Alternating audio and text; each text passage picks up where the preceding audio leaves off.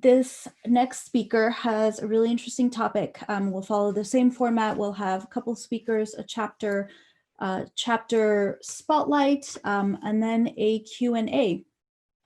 So our next speaker is Aubrey Kraft, who works at Kaiser Permanente, which is the largest nonprofit healthcare provider in the USA.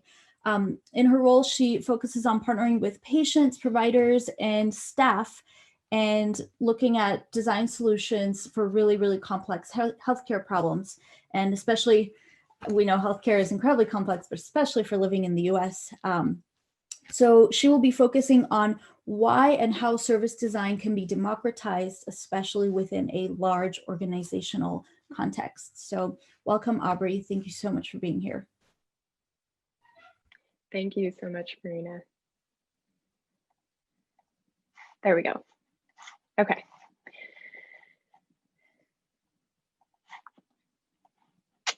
So I'm going to talk about why service design should be everybody's business. So thinking about what if the methods and mindsets of design weren't only used by designers?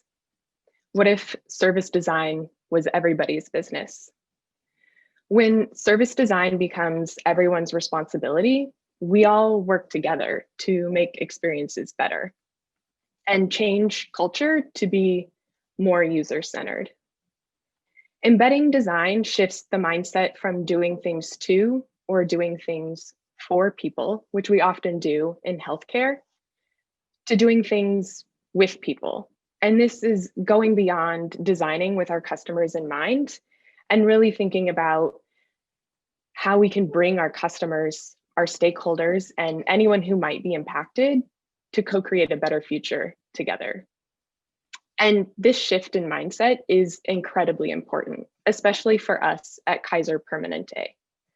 We have 12.3 million patients counting on us to help them thrive. And the landscape of healthcare is shifting rapidly.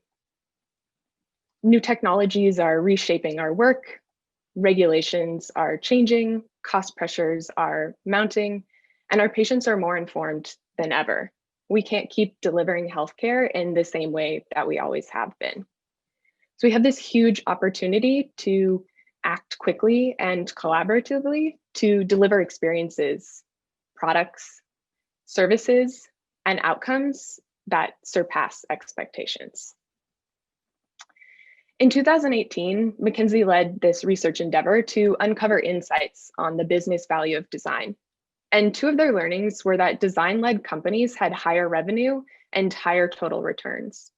And best-in-class companies make design everyone's responsibility, not a siloed function. It increases the level of cooperative work, it puts the customer experience front and center, and it can support the performance of the business as a whole. At Kaiser Permanente, at this point, we had started a process to democratize design methods and really bring it into the core of our organization to make service design a more mainstream way of working and less exotic. So with the help of many people across our organization and people outside of our organization as well, we built a capability building program to spread design across our organization with the hope of embedding these methods and changing our culture. We've tested and learned rapidly and iterated on this program over the last 3 years. And in that time, we've trained over 1,700 people within Kaiser Permanente, and those people who attended our training have completed over 100 projects through the training, and those projects have covered a range of topics. And from their projects and the people that they work with and people that they mentor and train after they attend our training, they've helped us spread these mindsets and methods of service design to over 3,500 people within our organization. And really, that's helped shift our culture. And this 3,500, it's really just the number of people we can formally track. So to get where we are today in our design capability building program, we have a 4-part strategy that we considered in supporting, developing, spreading, and sustaining design capabilities. The first stage of that strategy is connect. we're connecting design to business impact, building and creating a shared understanding and awareness of design, and sharing the value of embedding design and its potential impact and outcomes. This is also the stage of the strategy to create a shared vision for the future of service design in an organization. And the next stage is build.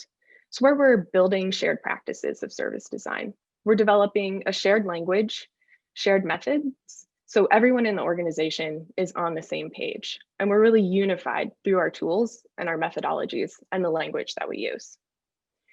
Also critical here is developing content and curriculum materials that both reinforce the language and the practices. And the third stage is equip. In this stage, service design begins to expand through the organization as we train people. We're really building their capabilities in service design. We begin to integrate service design, the methodologies, the mindsets, the culture shift throughout the different areas of the organization and really embed it as a mainstream way of working. And our final stage of our strategy is sustain. And this one's really about sustaining the knowledge and practice with continued support. So we're not just training people and then letting them go. We're really creating an ecosystem and a community around them so that they can continue to feel supported in this practice. And we continue to shift our culture. And sustain, we're really thinking about how we can sustain and support the capability building program and also creating that support for those people who've been trained. So I'll go through each of these in more detail because as in each of these strategies, we had a few key principles in mind. So in the first stage of the strategy, when you're building an understanding and awareness of design and making a case for why design matters, really aligning service design to business impact is incredibly important. Consider what matters to your organization and how design can support and increase the organizational or business impact. At Kaiser Permanente, we know that we need to deliver safe and effective healthcare. And we also need to deliver healthcare in a way that meets people's needs, and it meets their needs as they shift. So to align our leaders and stakeholders and really get them behind this vision of embedding service design, we leveraged case studies of past work that we'd completed within the organization using service design. It showed both positive outcomes for the safety and effectiveness of care, which was incredibly important to our leadership. And it also highlighted how the experience of receiving and delivering care could be improved through service design. Once we'd aligned our leaders and our stakeholders, we were then able to begin creating a shared vision for embedding service design with our organization. And it was in that shared vision, we were able to get them behind building a capability building program to share service design. In the next stage of the strategy, we're building the shared practices that gives everyone the same starting point and a shared language that unifies the organization. When developing a capacity building program, you don't have to start from nothing. You don't have to start from scratch. You can really consider what already exists. Draw from what you have in your own organizations or from other organizations. Due to our size, we decided to build our own ecosystem for spreading design throughout Kaiser Permanente. But before we did that, we looked at companies that do design trainings to really see how they build capabilities in design. And we also looked at organizations who were trying to do similar things of developing and embedding their own design capability building programs internally. And we learned a few things that we decided to keep in our program. We learned to make training program project-based to really get people using the methodologies and making that mindset shift immediately. And we learned to develop our own unified language and methodology that was really customized to our context and our processes in Kaiser Permanente. And we also learned to integrate design methodologies that were already within our organization with service design. And IBM did this with design and Six Sigma when they implemented their program. So we aligned our service design program with agile, lean, clinical quality, and care experience to really ensure that we weren't introducing a competing methodology. We were creating something that would be a partner to the way people were working. Spreading design really goes beyond having shared methods. It also requires shared mindsets to truly embed service design. Leveraging what existed, we developed our own model that makes sense within our context. So our shared practice for service design is illustrated by this compass. It highlights our process, the design phases that we all know, understand, reframe, imagine, and build and test that we go through applying specific methods. And it also highlights our mindsets, those cultural norms that support the practice of design and our ability to effectively work through the service design process. By incorporating mindsets into our framework for practicing service design, we set the stage for establishing cultural norms and behaviors. We focus on action, flaring before focusing, safety and sharing ideas, especially those that challenge our thinking, and radical collaboration. In developing our program, we really considered how we could bring the mindsets and the methods together to empower people to think and work in new ways. So people apply these methods and mindsets immediately, both during the training and in their work. We really focus on an experiential-based approach. And during our trainings, we include activities to start building small behaviors to support these mindsets. And we create a safe space for people to begin practicing these mindsets and practicing these methods so they can begin to feel comfortable working in this new way. And that really supports them as they take these mindsets, as they take these methods back to their own areas within our organization. And the final principle to consider while building a shared practice is making it accessible and flexible. In order for design to be everywhere, it has to be approachable to everyone. There's a lot of information out there on different service design tools and methods. And creating a curated list of tools and methods really gave us the ability to practice service design in a consistent way across our organization. And these practices aren't set in stone. We're always learning and iterating and shifting the methods that we share with people so that we're creating a better environment. To make service design more approachable, more accessible, we also had to consider the different constraints of our organization. Anything created to support the spread of design has to be flexible, to be adapted for the different people and the different contexts they're working within, from operations people to designers to frontline care team members who are caring for patients. So we tried to create basic recipes and really flexible tools to support their practice of service design. We leverage these in our training, and of course, they're available for people to utilize after. And this wasn't to create formulaic ways for people to practice service design, but really give them a jumping off point. So we have things like our recipe card, which shows an easy way to integrate stakeholders and customers into the process of trying to solve problems, and guides for ethnographic conversations.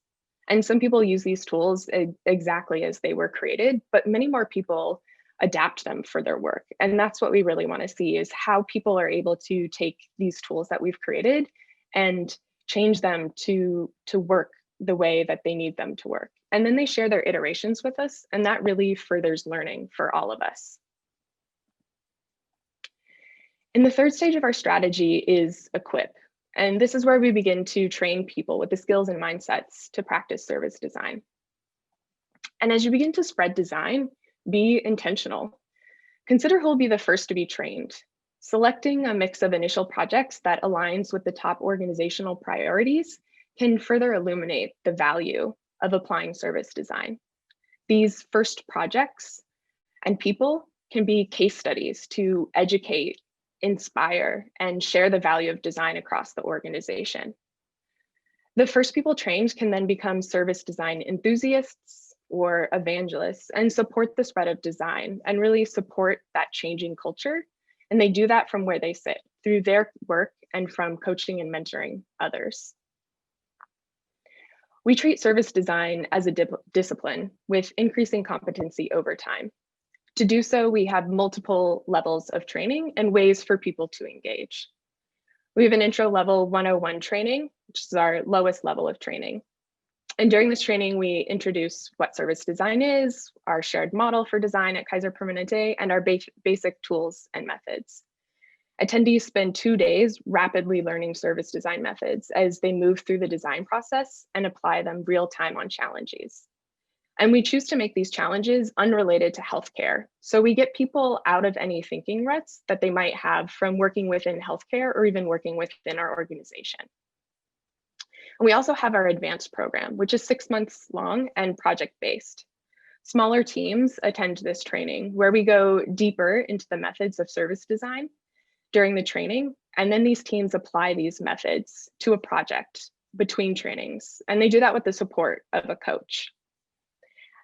After the training, people have advanced their service design skills and knowledge and gained more confidence in practicing service design.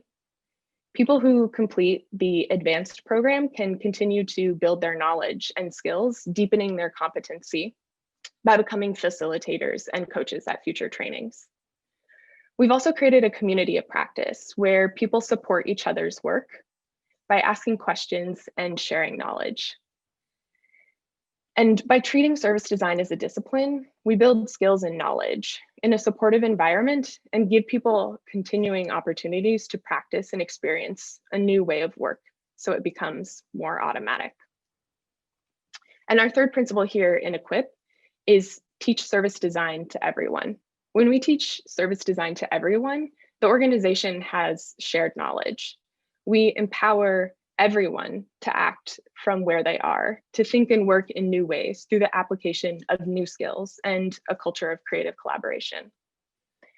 When everyone is involved and knowledgeable, we shift the mindset and it really becomes a part of the culture and is integrated into the way we work. For us, that's teaching design to our frontline care team members, caring for our patients means involving our patients in these trainings as well, so they can learn these methodologies. And we teach it all the way up through operations and leadership. Anyone in our organization, so everyone is empowered to speak up and to work together to solve problems in our system. And by teaching service design to everyone, we've been able to spread design, both the methods and the mindsets, and that culture shift to many parts of our organization, from technology experience to pharmacy, to our hospital discharge process, to maternity care, and many more. Spreading design in an organization is a purposeful effort that really takes transforming the culture, embedding new skills, and creating space that supports this way of working. As the movement grows and demand for service design increases, plan for scaling the capability to reach more people in the organization. Consider how and when the trainings will happen, who might run these trainings, and who is doing the trainings. Right now, we're in the process of building on-demand content to supplement our trainings and expand our reach. And this is something that we'd thought about before and really now have the time and really have the demand to create learning modules for people to take in content on their own time.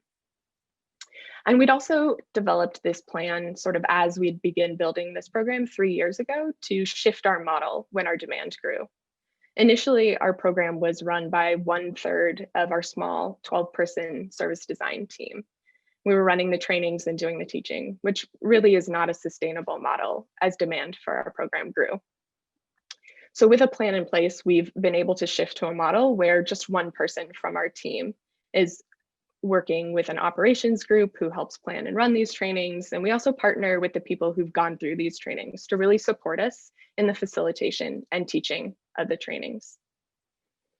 We're still iterating on our capability building program and continuing to spread service design across Kaiser Permanente. And by embedding service design in the culture of Kaiser Permanente, we're changing the paradigm. We aren't considering what if service design was everybody's business. Service design is everybody's business at Kaiser Permanente. And this is really the beginning of a bigger shift for all of us. By making service design everybody's business, we can empower everyone to meet needs in innovative and impactful ways. Thank you.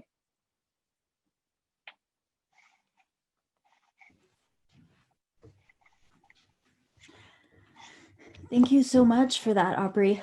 I have to say it's always inspirational to see how service design works in healthcare settings and how it's embraced, because it's one of those areas that really could benefit the most from it. So I feel like every time there's a talk about that, there it shows so much hope for that space.